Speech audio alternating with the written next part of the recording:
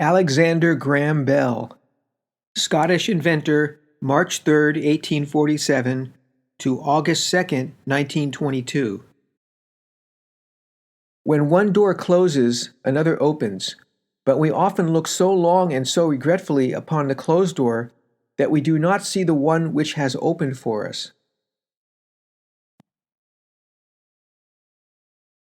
Concentrate all your thoughts upon the work at hand.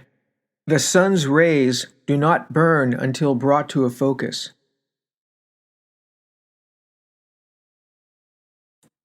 Sometimes we stare so long at a door that is closing that we see too late the one that is open.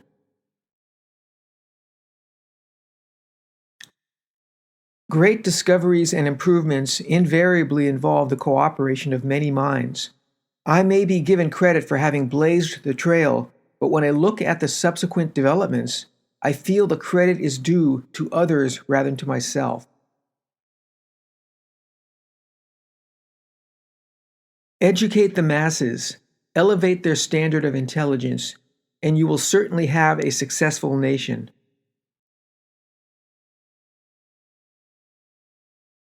The nation that secures control of the air will ultimately control the world.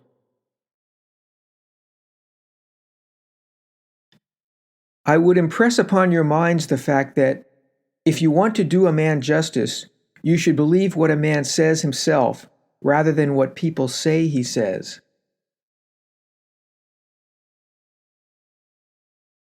My knowledge of electrical subjects was not acquired in a methodical manner, but was picked up from such books as I could get a hold of and from such experiments as I could make with my own hands.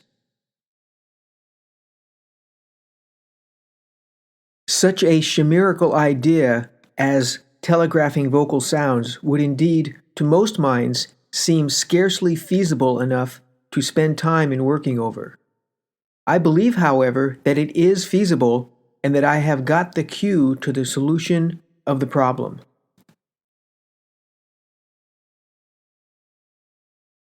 It is not, of course, complete yet, but some sentences were understood this afternoon.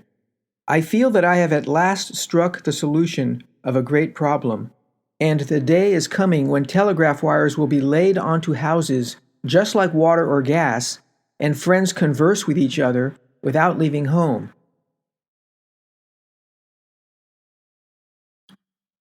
In this experiment, made on the 9th of October, 1876, actual conversation, backwards and forwards, upon the same line, and by the same instruments reciprocally used, was successfully carried on for the first time upon a real line of miles in length. Neither the Army nor the Navy is of any protection, or very little protection, against aerial raids. I do not recognize the right of the public to break in the front door of a man's private life in order to satisfy the gaze of the curious.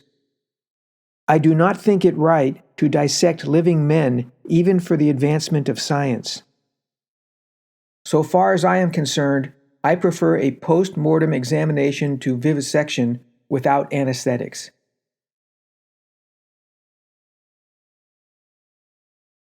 From my earliest childhood, my attention was specifically directed to the subject of acoustics, and especially to the subject of speech.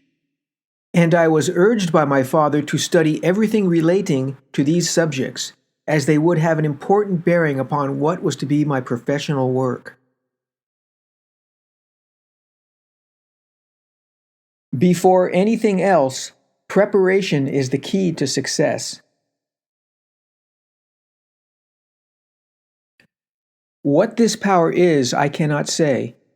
All I know is that it exists, and it becomes available only when a man is in that state of mind in which he knows exactly what he wants and is fully determined not to quit until he finds it.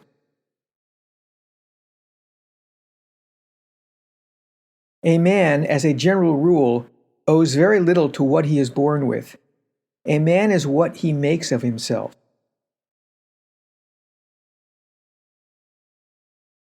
America is a country of inventors, and the greatest of inventors are the newspaper men.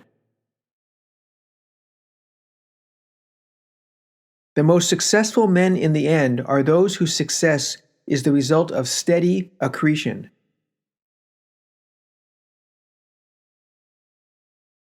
Dumbness comes from the fact that a child is born deaf and that it consequently never learns how to articulate, for it is by the medium of hearing that such instruction is acquired. A man's own judgment should be the final appeal in all that relates to himself. Morse conquered his electrical difficulties, although he was only a painter, and I don't intend to give in either till all is completed.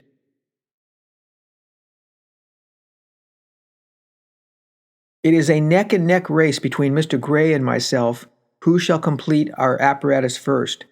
He has the advantage over me in being a practical electrician, but I have reason to believe that I am better acquainted with the phenomena of sound than he is, so that I have an advantage there. I have discovered that my interest in my dear pupil, Mabel, has ripened into a far deeper feeling than that of mere friendship. In fact, I know that I have learned to love her very sincerely. It is hardly an exaggeration to say that oral teachers and sign teachers found it difficult to sit down in the same room without quarreling, and there was intolerance upon both sides.